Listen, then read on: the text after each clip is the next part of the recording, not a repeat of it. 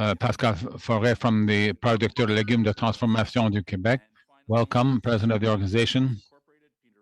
Who is the president, joining us by video conference. So great to have all of you here. Colleagues, we're going to move as quickly as we can because we do have 4 witnesses in this panel and we have up to 5 minutes for each organization. So I'll start with Farm Credit Canada. Mr. Gervais, you have up to 5 minutes. Over to you. Well, good afternoon, Mr. Chair and members of the committee. Thank you for inviting me to join you today. My name is Jean-Philippe Gervais, and I'm the Executive Vice President of Strategy and Impact and Chief Economist at Farm Credit Canada, or FCC. FAC est une société d'État fédéral dédiée à l'industrie agricole et agroalimentaire canadienne.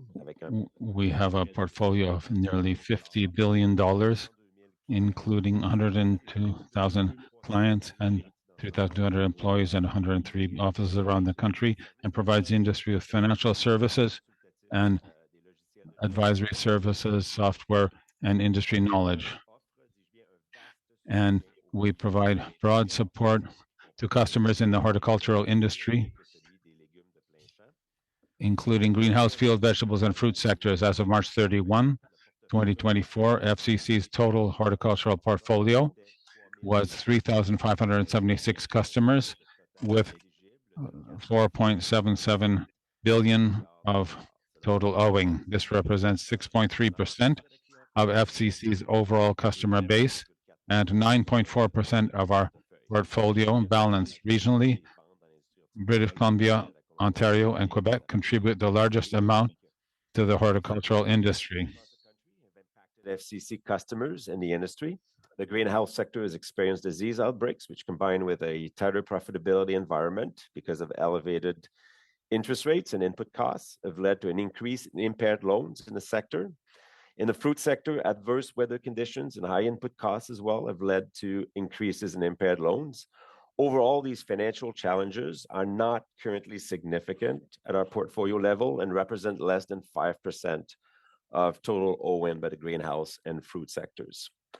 FCC is currently offering additional support to fruit and wine sector customers in BC who are facing financial hardship as a result of prolonged cold temperatures over the winter and the significant resulting damage to wine vines and fruit trees across the province. In addition, last summer's severe drought and wildfires adversely affected tourism, a critical source of revenue for many wineries in the region. The 2023 Adverse Weather Customer Support Program has been in effect since last July. Customer support is a central part of FCC's business, and we consider a variety of credit and deferral options to reduce the financial pressures on producers. We also provide knowledge to help producers make informed business decisions. For example, we will be releasing the 2023 FCC Fruit Land Value Analysis tomorrow on May 8th.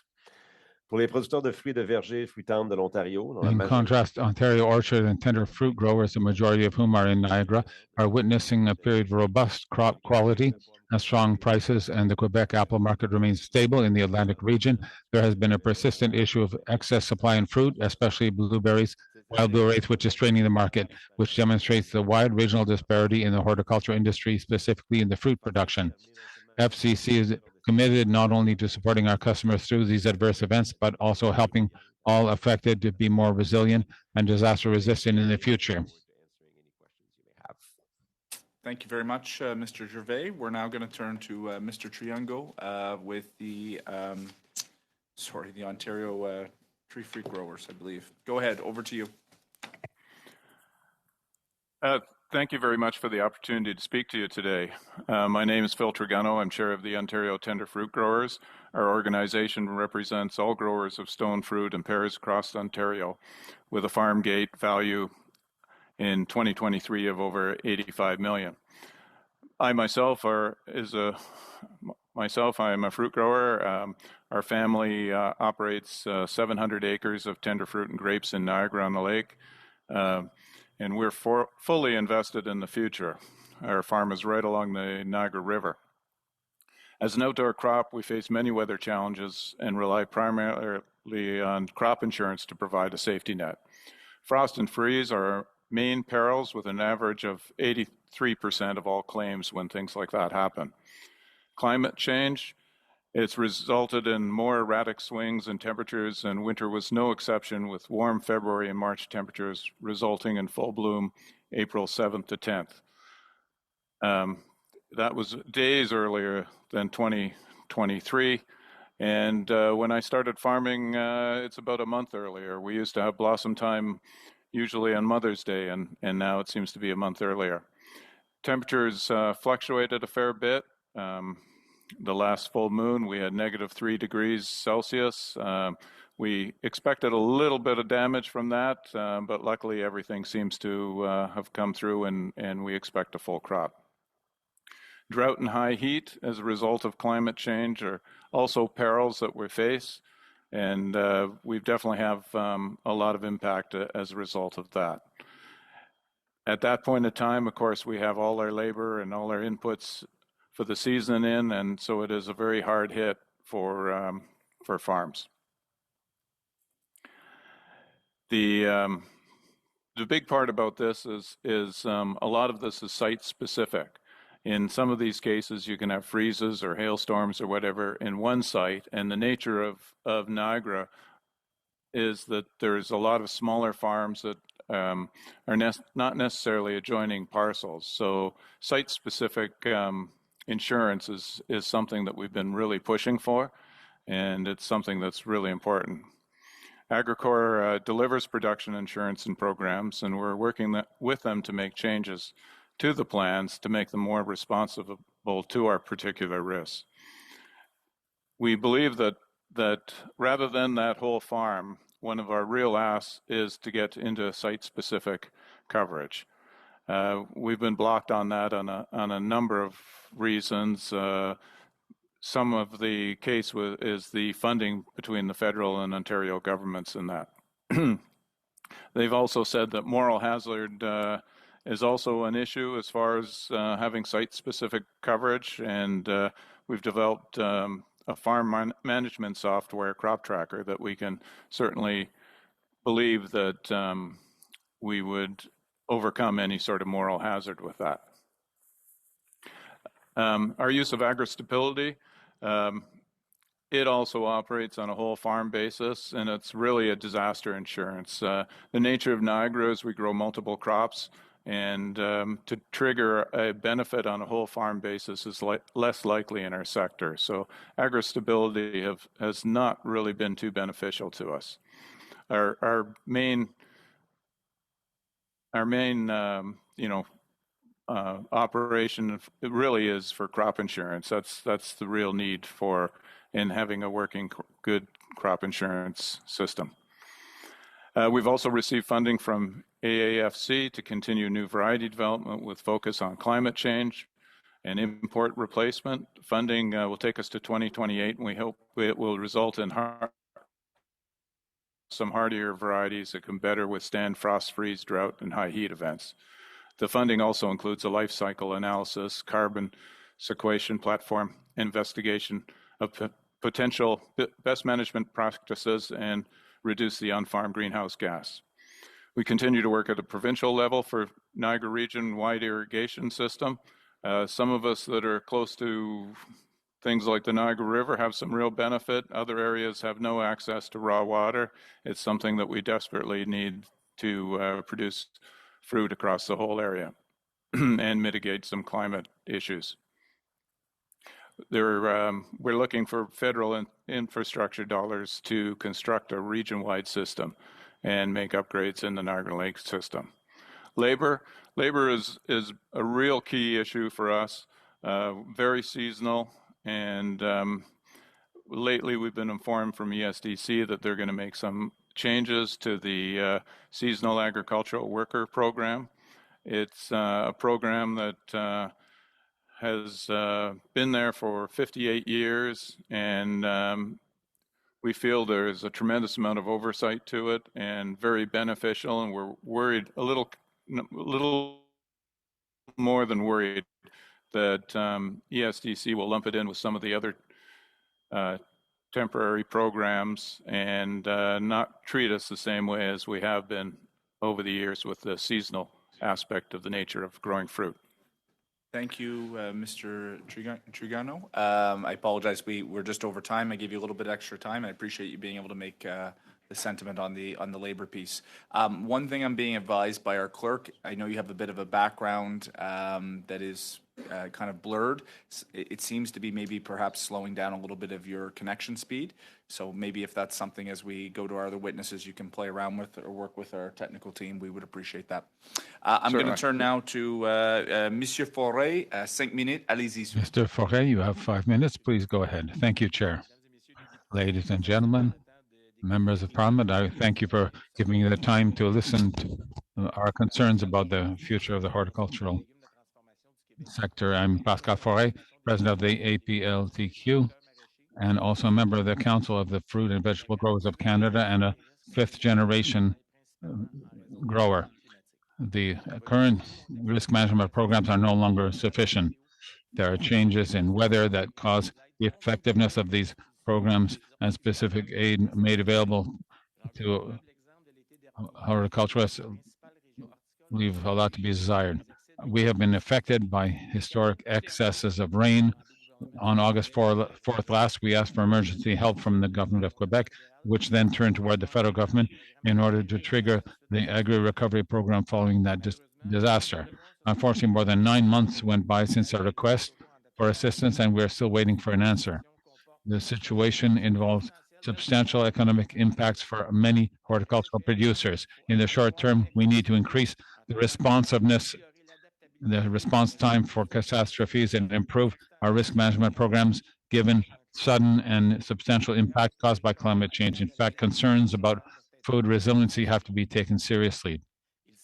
It would be irresponsible to believe that the Canadian population is not exposed to risks of shortages of fruits and vegetables that are fresh due to climate impacts and episodes and considerable losses of yield that result more and more frequently.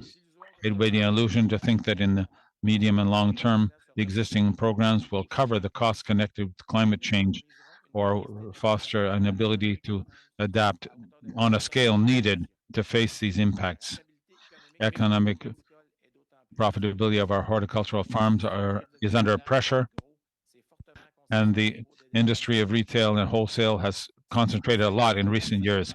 5 players account for 3/4 of the market share in the retail sector in Quebec, whereas the vast majority of food wholesalers are owned by foreign interests.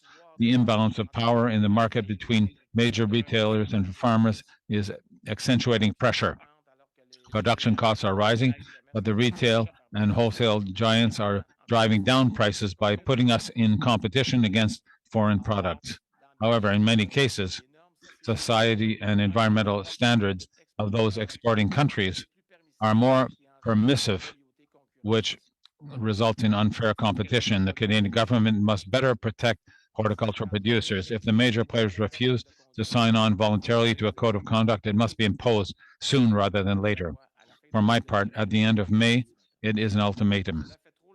It's been too long that the situation has been continuing. Furthermore, the Canadian government must be more energetic in its efforts to demand reciprocity for standards from foreign products.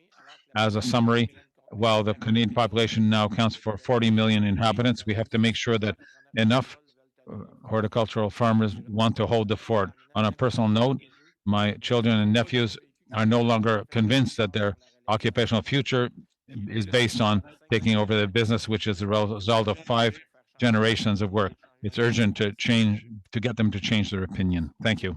Thank you very much, Mr. Forêt. And finally, Mr. Vinyl, for 5 minutes, please. Yes, good morning, Mr. Chair, members of the committee. My name's Peter Vinyl. I'm the president of Sustain Technologies. This morning I'm joined by Kevin Cameron, our Senior Vice President of Business Development. Thanks for giving us the opportunity to speak to you today about how Sustain is uniquely positioned to assist the horticulture sector in meeting the government's climate change goals through the reduction of plastics waste and the use of society's organics as a negative carbon fertilizer.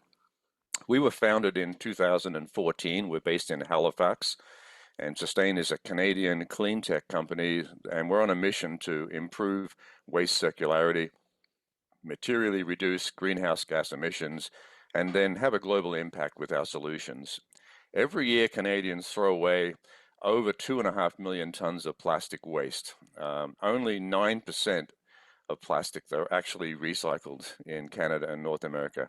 The rest end up in landfills, in the environment, threatening our health, wildlife, rivers, lakes, and oceans. Certainly, plastics can be, certain kinds of plastics rather, can be replaced with biodegradable alternatives. Single-use plastics, however, play a critical role in healthcare and food safety, amongst other things. For example, the horticultural sector needs to use plastics to transport goods to markets. And while there's a desire to reduce the sector's carbon footprint, there are very few cost-effective or viable alternatives in production, distribution, and transportation. And that's where our sustainable solution comes in.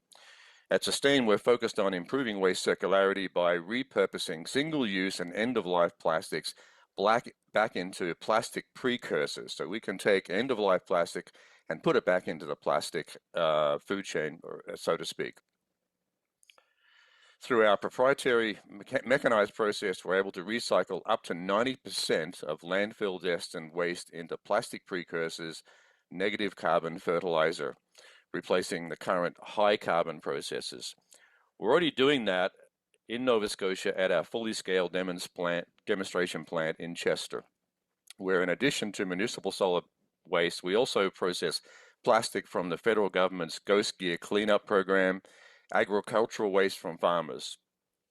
Just last month, we signed an agreement with Wetaskiwin County in Alberta to build a facility there, which will also process some of their agricultural waste, improving the carbon footprint of farming in the province.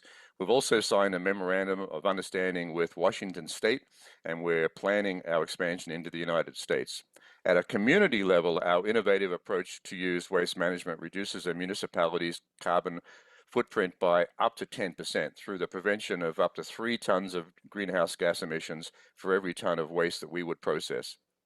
Mr. Chair, Sustain believes that industry needs to be responsible in the use of plastics, but that government must also recognize that for many processes, plastics are the only economically viable material for the immediate future. If the government truly wants to support our agriculture sector, it should be funding circular economy projects that can process horticultural waste and support extended producer responsibility programs to fight climate change. We should also be working to support the sector through the adoption of new technologies as they become available. Canada has the opportunity to lead on agricultural sustainability. By investing in solutions that promote waste circularity, Canada can not only achieve its climate goals without punitive measures on industry, but it can help bring a mature, made-in-Canada technology that's in high demand around the world. Thanks again for the opportunity for us to appear. More than happy to answer any questions you might have, and I hope you really have the opportunity to visit our Chester, Nova Scotia plant and see our cutting-edge technology in action. Thank you very much.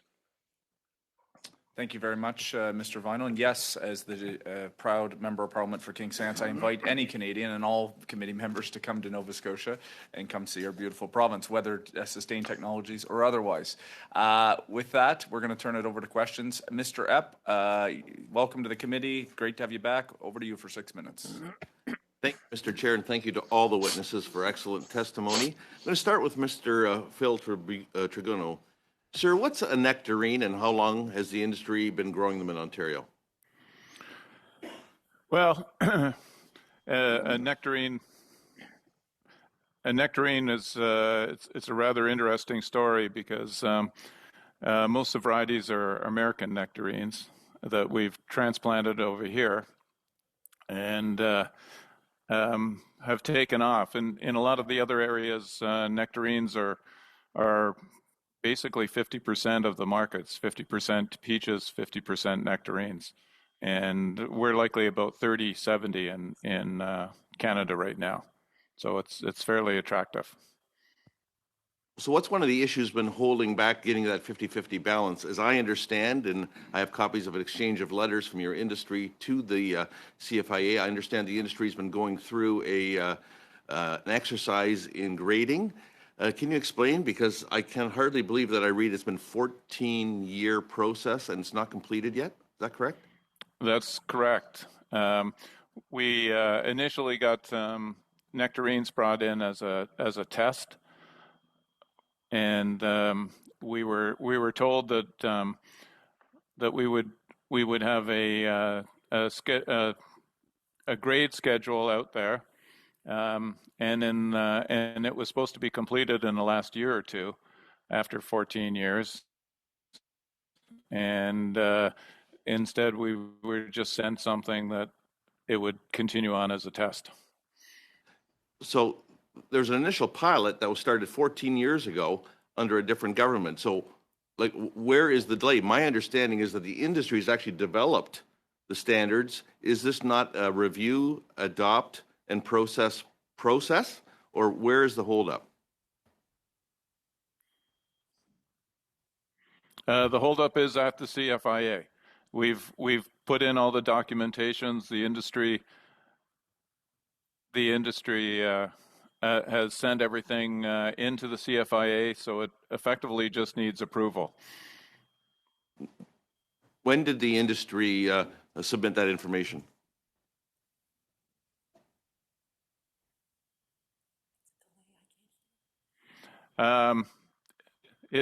It's gone in, I would say, 4 or 5 years ago at least, and we were told it'd be completed by this year.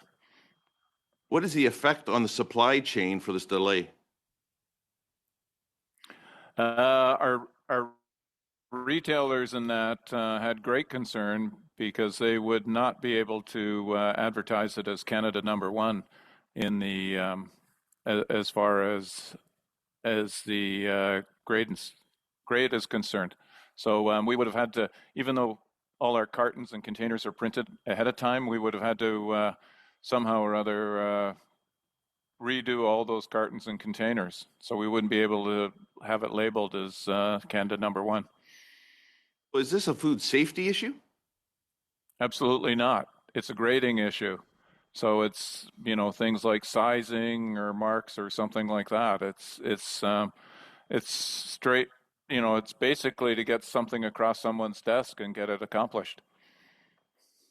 Has there been any viable reason given why it's taken 4 years since the department has had all the information?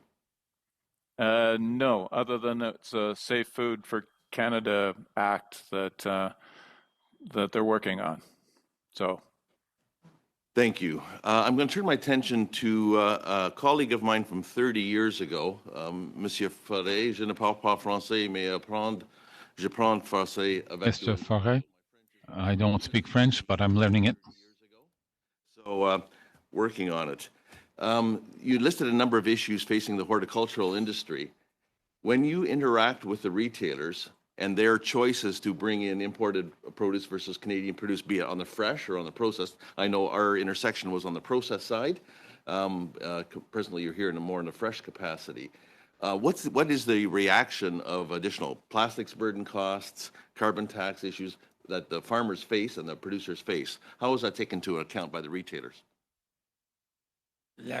Évidemment, pour ma part, je pourrais Of pas course, répondre. for my part, I cannot answer Canada-wide because for fresh vegetables, I can only speak about the United States. So, of course, the pressure that is placed on producers will not reduce the production costs. Of course, everything that is added drives up the cost. And then after that, we're asked to provide a better price to bring it down for Canadians to pay less. Everything that's added on, if my competitor is importing them here, if they don't have the same requirements, then obviously we lose ground every time. You and I intersected. I'm going to take a little license here. We both grew for the same processor. I grew green beans in Ontario. You grew them in Quebec for the same multinational processor, competing with green beans from New York, from Minnesota. We had many, many discussions about this.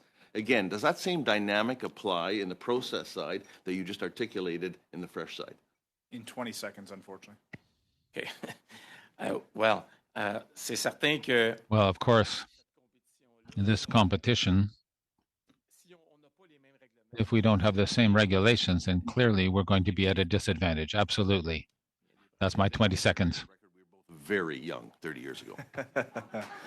Merci beaucoup, Monsieur Rep, Monsieur Forêt. Thank you, Ms. Rep and Mr. Forêt. Now, Mr. Drouin, you have 6 minutes, if you please. Go ahead. Thank you very much, Chair. Just quickly, Mr. Trigg Guno, you've just your exchange with Mr. Epp. I'd be happy to follow up on your behalf if we can get in touch after this committee with regards to the issue you've raised, and be happy to be helpful for you. Ma première question serait dirigée vers. My first question is for Mr. Gervais. Quite simply, I'm trying to get an understanding of whether you've noticed within your institution, in spite of all the challenges that the agricultural sector has faced, whether it be climate change and so on. I won't list them all, but there are a number of them. I would just like to know whether you've noticed a specific trend in terms of loans and how FCC AC has dealt with situations that are not necessarily predictable, such as the weather.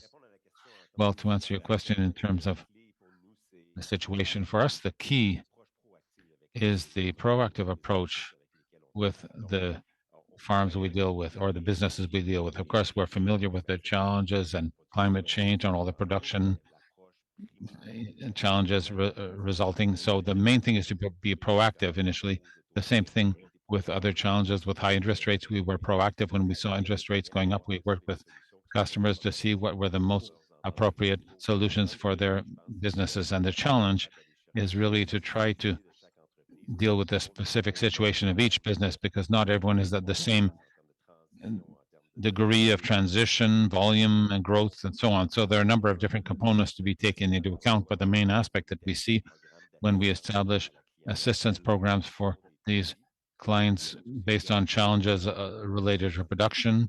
There's one we've just launched for producers in BC, and there's one that existed for 1 year, not only for horticultural producers, but for the entire chain, different production sectors in connection with drought and extreme heat that we saw in 2023. So I think that the approach is individualistic and also proactive to try to get as much assistance as we can with the clients and get the most interesting solutions. And I'd like to say that now if we look forward, we try to help producers or assist the businesses in implementing the management practices or production practices to improve their resiliency facing climate change. For example, we have a financial incentive program where we work with partners.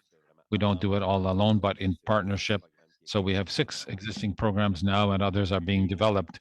And another aspect is to develop sustainable financing programs. We now have a framework that we're working on to set the principles we'll work on to be able to provide financial products that will enable businesses to bring in certain changes within their business.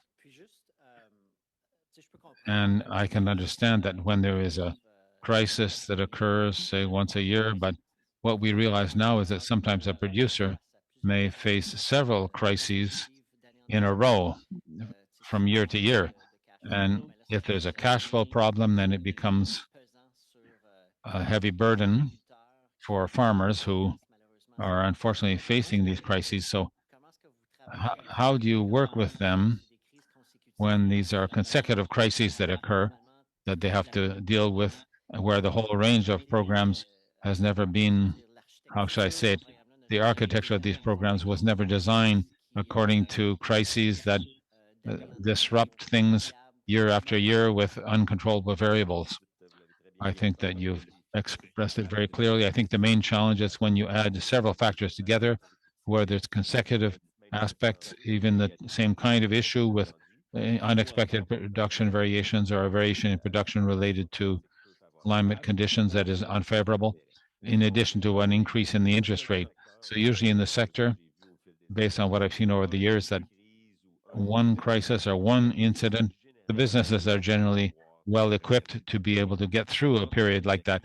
It's when there are several incidents, then I think it makes it more complicated, the whole business environment for farm businesses in the entire range, including horticultural sector, given the major challenges in recent years. But I think the approach now is to be able to get solutions in the longer term. And the advantage, if you will, for a business such as ours is it's the only agricultural sector for us in FCC to do it on an ongoing basis. So there is a commitment, so to speak, on a durable basis. So if we can have a longer term view to be able to, sure, we've seen and I mentioned this in the opening remarks, it can be an increase in loans in difficult conditions, but at the same time, we know that in the course of time, we'll be able to deal with those loans and help those businesses to perform well and deal with the production and financial practices. Thank you. Mr. Foray, I know that you made a presentation when you were talking with your producers, with risk management programs. I think you talked about the reasons why they don't necessarily respond to the situations they deal with. So what suggestions can you give us on that? Of course, thank you for the question. Of course, the speed with which the programs intervene will make a big difference.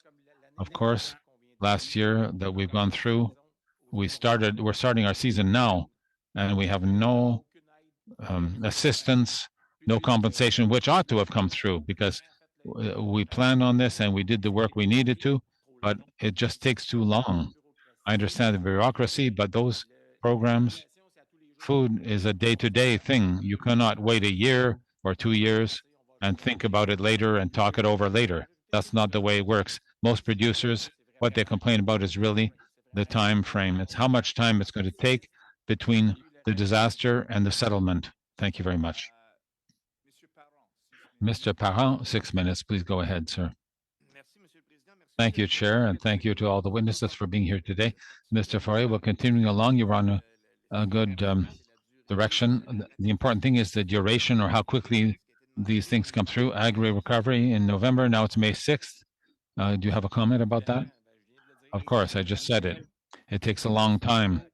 And I really don't know how it could be said differently than the way it was raised. There are certain dates involved, there are certain ways of doing things, and I think that we did everything right. But now I'm here really to hear the answers. So when you prepare your season, now we're in May, so maybe it's important for people in their offices, the ones who do the calculations, to know that your season isn't just starting now. It's been started for some time. Your orders and have gone in, and we're talking about cash flow. When did you put in your orders to prepare for the next season? The cash flow crunch is now, the seeds, the fertilizer, the workers, the plane tickets, and so on. All of that is on an ongoing basis. Since October, the applications for foreign workers have been done, so it's on an ongoing basis. So among your members, do you know if there are any businesses that are thinking about perhaps letting it go this year or changing their production? Of course, at the last minute like this, I don't think so, but people putting everything into question, I hear about that. There are people who've been in it for many years, like in our case. We really wonder about it because I don't think we're going to be able to continue fighting with all these countries sending in production. They send in products and they have this much assistance and we have much less assistance, visually speaking, with my hands, but that's where the difference lies. So now you're dealing with the reciprocity of standards. This is a major issue that we often discuss in the committee and over which we haven't seen much change. Do you have any specific recommendations to make, whether it could be sent in writing later if you have some recommendations? If we don't demand the same thing for the products coming in from outside the country, perhaps we should give more support to our people because we'll end up with no domestic production. And in the COVID crisis, we saw that perhaps we wanted to have local vegetables. The sad thing about that is, sure, it's very important. If we go to war and we have the same weapons, then it's more equal. But if the products that we no longer have access to, we're no longer entitled to use that, but the competitors are allowed to use them, well, then the answer is simple. We won't be able to fight. It's quite clear. So it really requires speed. And the work is being done well. We're reviewing our products, but it takes 5 years. So at the end of 5 years, well, we have a similar phenomenon when it comes to certifying products. I think you remember there was a recent example where we had a major issue, and we ended up in a situation where a foreign product was coming in that was using the same molecule, whereas here we were not allowed to use that molecule. So we're talking about speed. That's one of your recommendations.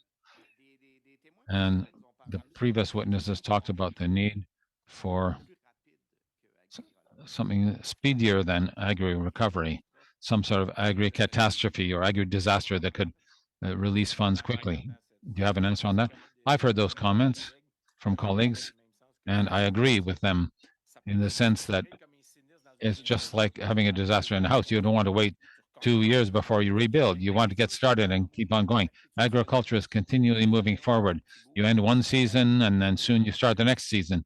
So the speedier, the better. As regards the problems related to interest rates, which have increased the costs a lot, you have to realize that agriculture is a field that requires a lot of investment in order to get a return. It's $8 invested for $1 of return. Can you talk to us a bit about that? Maybe there's something the governments could do. I know that farmers in Quebec are highly mobilized right now on that, and with the Quebec government, but part of the portfolio is from the federal government. What can the federal do?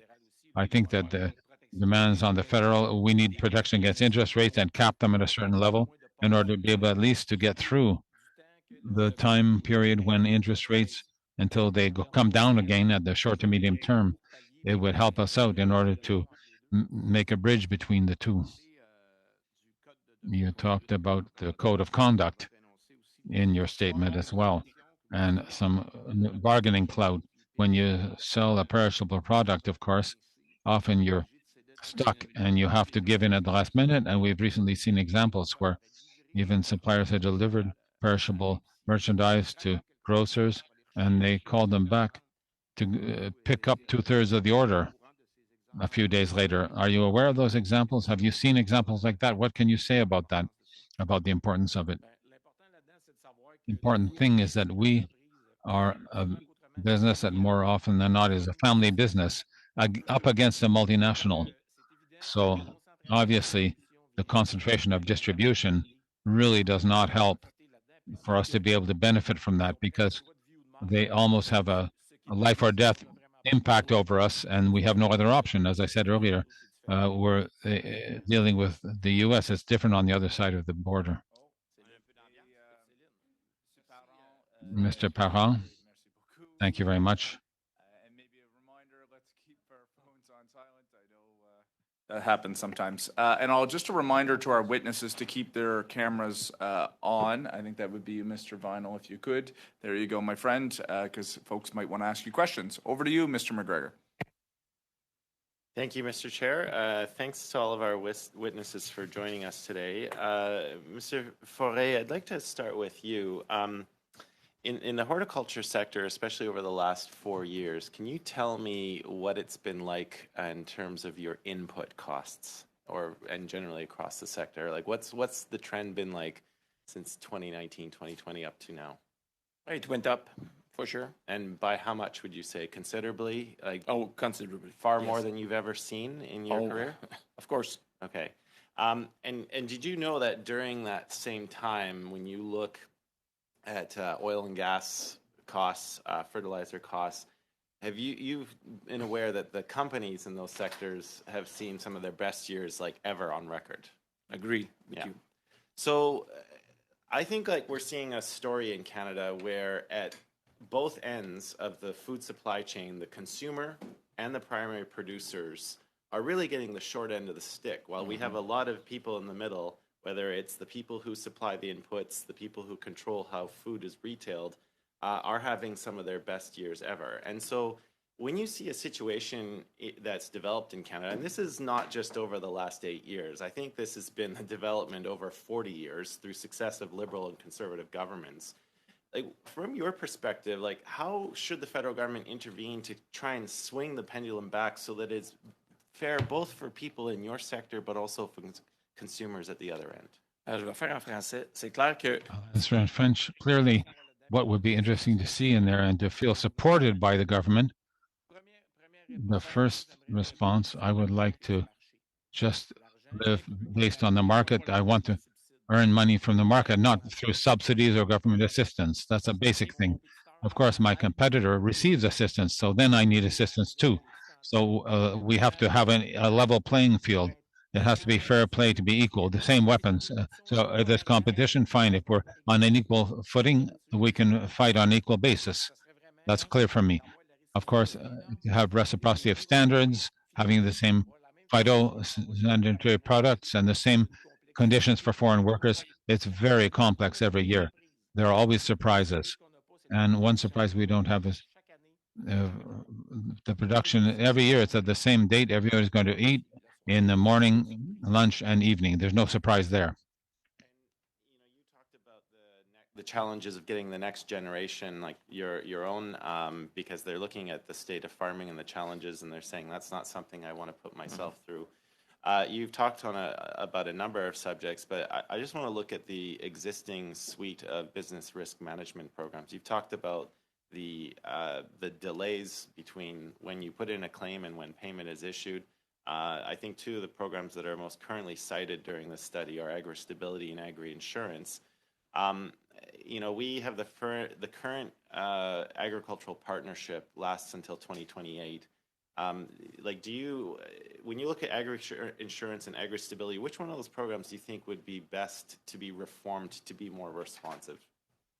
Je pense que tous les programmes doivent être revus. I think that all the programs need to be reviewed in order to make sure that, sure, things change, agriculture changes, temperature changes, markets adapt, not necessarily in the short term, but I think we need to be sure that we're going to try to cover everything. But we heard Francis say that earlier, the amplitude of the temperature fluctuations, we've never seen that much before. So if we want something that responds as quickly as the temperature changes or weather changes, obviously we're going to be left out. No, thank you for that. I think that's been a common theme is that, especially during this study, farmers from every sector have been telling us they are on the front lines of climate change.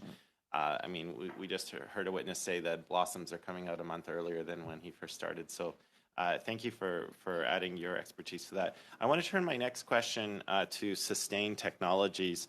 I was just recently in Vancouver at the Canadian Produce Marketing Association. They hosted their big trade show at the Vancouver Convention Centre. And a big topic there was indeed on the use of plastics in the industry. There was a panel discussion on not only the role government should play, but also the role that industry also has to play. I represent a riding on a coastal environment, so microplastics is a very real concern of ours, given that it eventually ends up in the ocean, and there's significant concern about bioaccumulation, especially in the seafood that we consume on the coast. I just wanted to hear a little bit more detail from you on the role that you think the government can be playing, because I think we're at two polar opposites currently. We've got what the government's put on offer and what the Conservatives are countering with. It sounds like you're trying to find a more nuanced middle path. I'm just wondering if you could explain a little bit more about that. Yeah, no, thanks so much for the question. Plastic waste obviously is an issue that goes across all sectors, including agriculture, and we've got a solution that can help with that. We can take the least recyclable plastic that goes into a landfill, even the plastic you put on the curb for recycling, typically 50% of that doesn't get recycled. It ends up in the landfill. So we can take those streams and recycle them with our technology. We have an offtake with a petrochemical group that is now confirmed that they can use our product. They've told us it's the best in the world. And this is a product called naphtha that we make from plastic. Our quality is the best, we're being told, and it can be used as a drop-in replacement for fossil naphtha to make plastic. And so that's a breakthrough that we're really proud of, and we're hoping to scale now. The other point I think I would make is that we hear about plastic in the ocean a lot, and that doesn't come from Canada. That comes from other countries. But in Canada, we we freely export our waste plastic to other countries, and we call that recycling. So I think there's a role for government to put an end to that, frankly. Wish cycling, is a term that I hear a lot lately. We put it out on the curb. We think it's going to get recycled.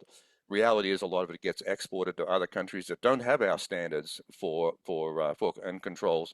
And I think that's a clear role for government to say enough of that. We have a made in Canada solution that can take these plastics in Canada, turn them back into feedstock, circularize plastic, and put an end to that. So that'd be my response.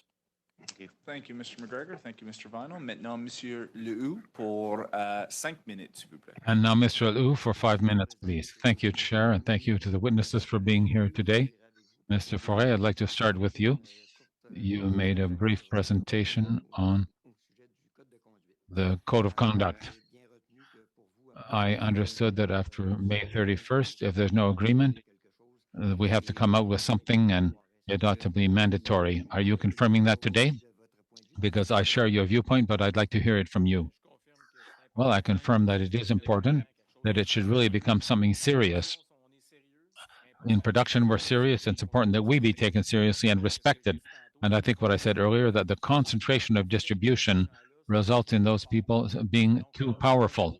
So we will never be able to compete with family businesses, whether they're small, medium, or large-sized businesses against multinationals.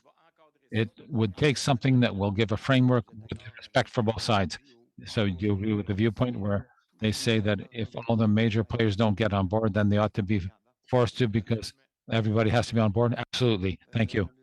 And continuing along the same line, the whole question of foreign workers, you mentioned that earlier, and year after year, there are people in my region in the same situation. What changes should be made? Because we heard earlier, I don't remember from which witness who talked to us about a possible amendment to the foreign workers program that is in the works with the federal government right now.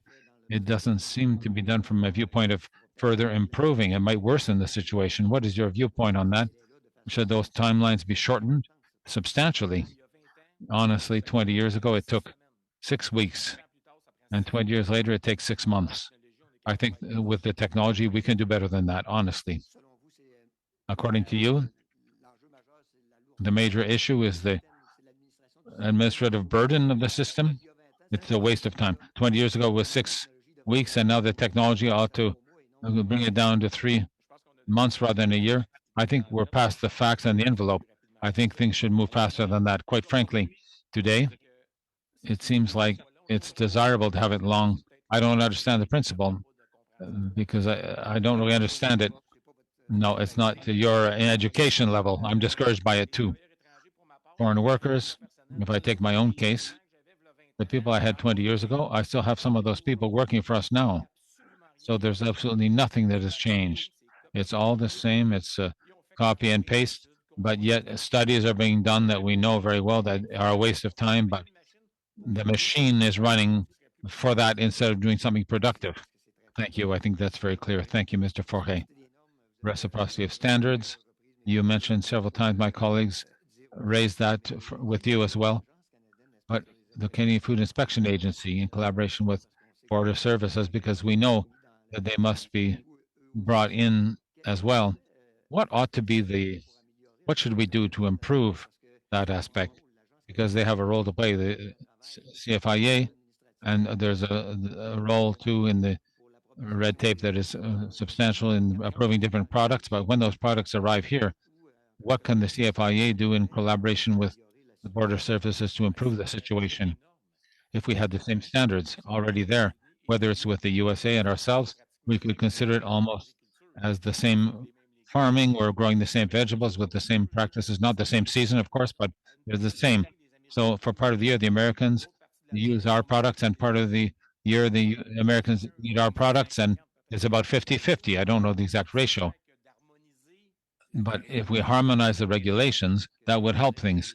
So there ought to be exchanges on a very substantial basis between both levels, whether it's for our American neighbors.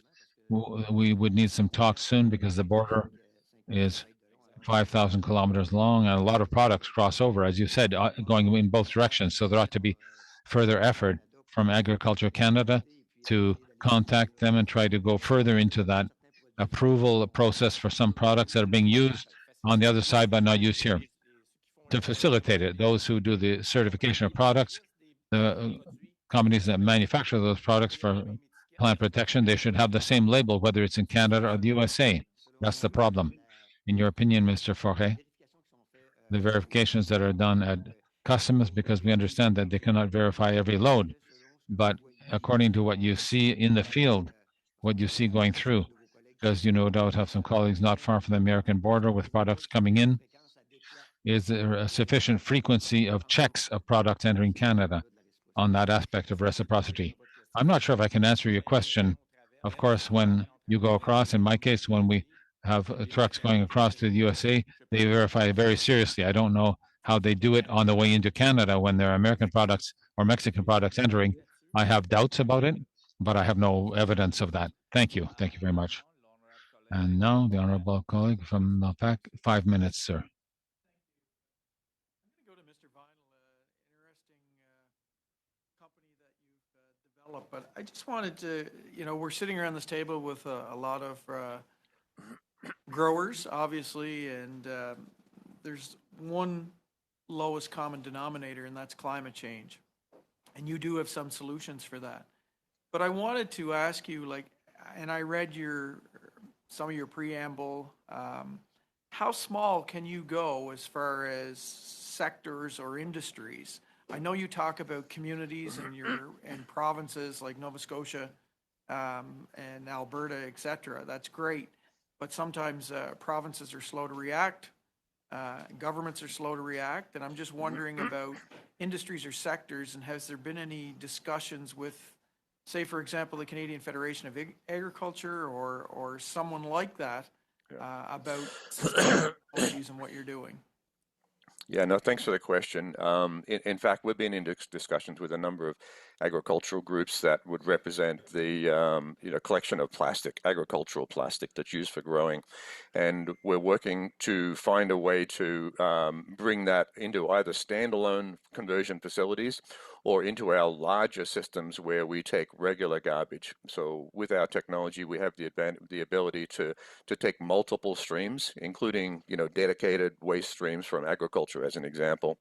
Not all plastic types are chemically recyclable, which is what we do, but about 80% are. And in fact, most agricultural waste plastics are polyethylene and polypropylene polymers, and those are the most recyclable in terms of chemical recycling, which is the approach that we take.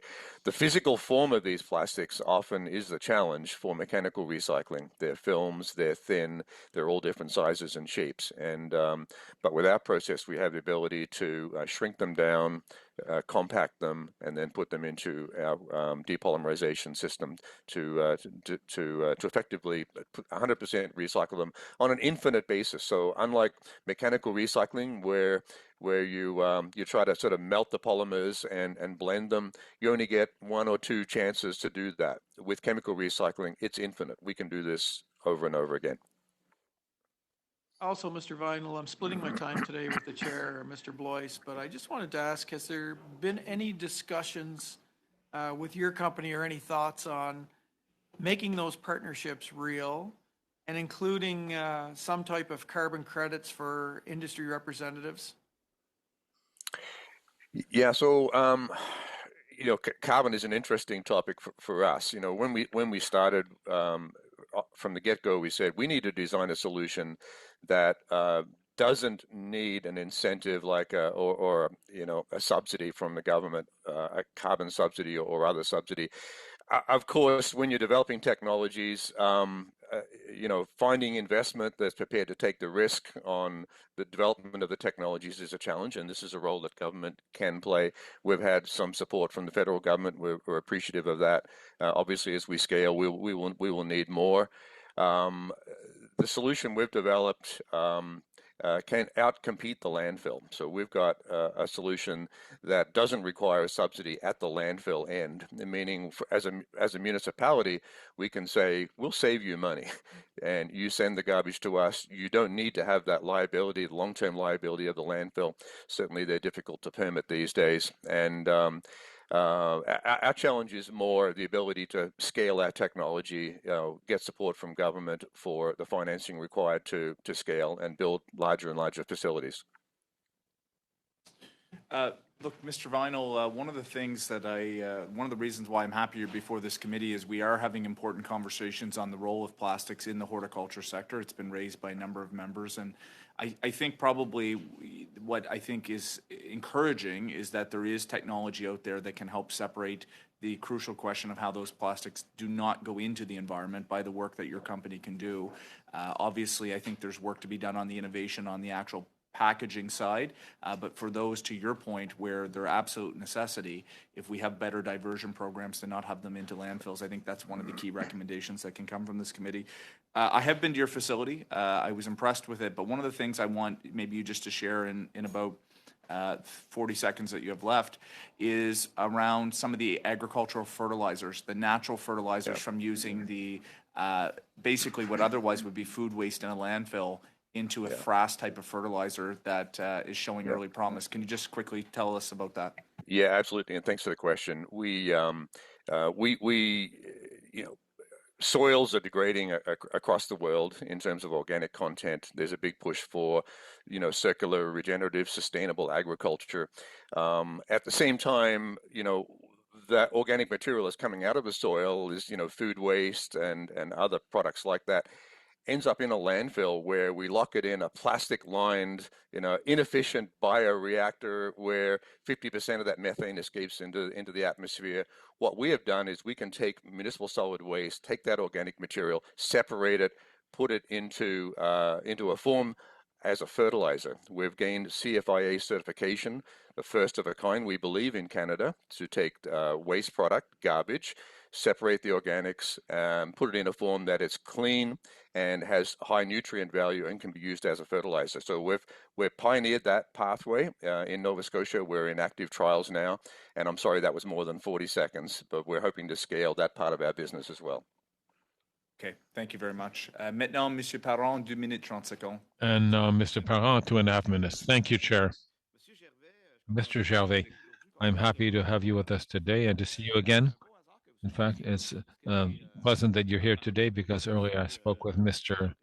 Forêt about interest rates and costs and support requested from the government to help with that. And FCC, in a way, that's your mission. One producer mentioned to one of our MPs that there were 18% charges on delayed or late amounts. Don't you think that is high? I was surprised to see that, quite frankly. Quite frankly, could you explain to me that policy and how you adjust according to the viability of the business in that case?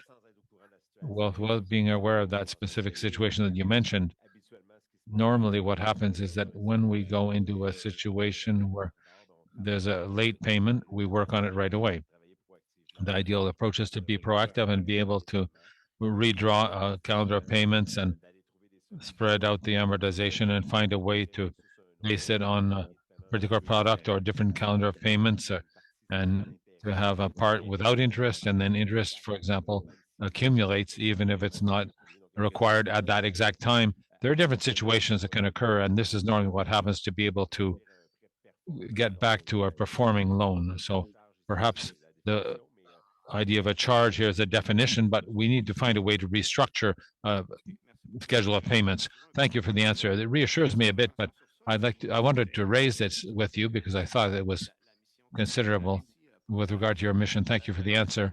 Mr. Forêt, I have about 30 seconds left. Do you have anything you can tell us that hasn't been said yet that would be important for the committee to consider? In fact, I invite the witnesses, if there's anything you'd like to raise specifically, you may also send it in writing, any recommendations after the testimonies. Well, what I would conclude is by saying that, as was mentioned several times today, the speed of the programs and the entire system surrounding agriculture needs to be as responsive as agriculture is. So when we're in production, we have to be very efficient on a day-to-day basis. We have to continue taking care of things 24 hours a day, 7 days a week. There's no stop in production. It's an ongoing process. So it's important to have programs that are assisting us on an ongoing basis and responding quickly, and really not take 6 months or a year to get an answer. I consider that unacceptable. Thank you. Thank you, Mr. Chair. I'd like to turn my final question to Mr. Gervais from Farm Credit Canada. And I know you had an exchange earlier with Mr. Drouin. I missed a little bit of it, so apologies if I'm covering some of the same ground. But, repeatedly before this committee, and in particular in this study, we have heard a lot about the impact that climate change is having on farm operations.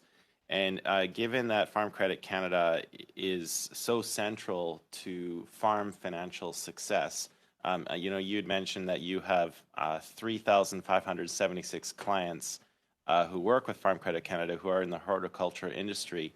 I guess what I want to know from your perspective is, looking forward into the next decade, the next couple of decades, knowing what we now know with these extreme weather events, for example, in British Columbia, in 1 year, we saw a massive heat dome followed by an atmospheric river.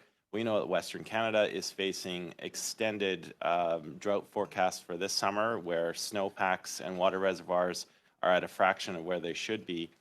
What does that do to Farm Credit Canada's risk analysis going into the future? If farmers are going to be continuously pummeled by this, and it may result in late payments, struggles with loans and so on, like what does that do to your overall risk analysis in the next decade and even further on?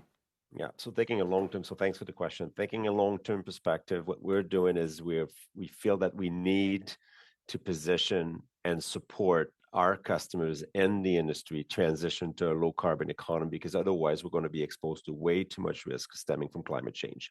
So we're starting right now in terms of putting incentives, in terms of adopting production practices that are going to lower the carbon footprint on the different operations. We offer software solutions that we think can also improve the carbon footprint on the farms. And we can also put together a sustainable finance framework that will allow operations to introduce new production practices, to introduce new technology again. So it is really a long-term challenge that we have in front of us. We must not forget that there's a food affordability challenge as well that we have in front of us in terms of feeding a growing Canadian population and the world, frankly, because the world needs more of Canadian ag.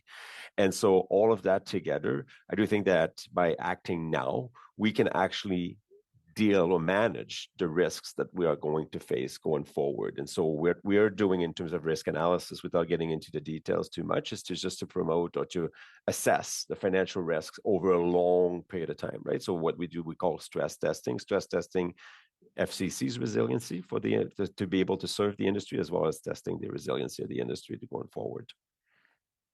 Thank you very much, Mr. McGregor. Thank you, Mr. Gervais. Et au nom de tous les membres du comité, on behalf of all members of the committee, thank you very much to our witnesses for your testimony and the work you do in the sector in general.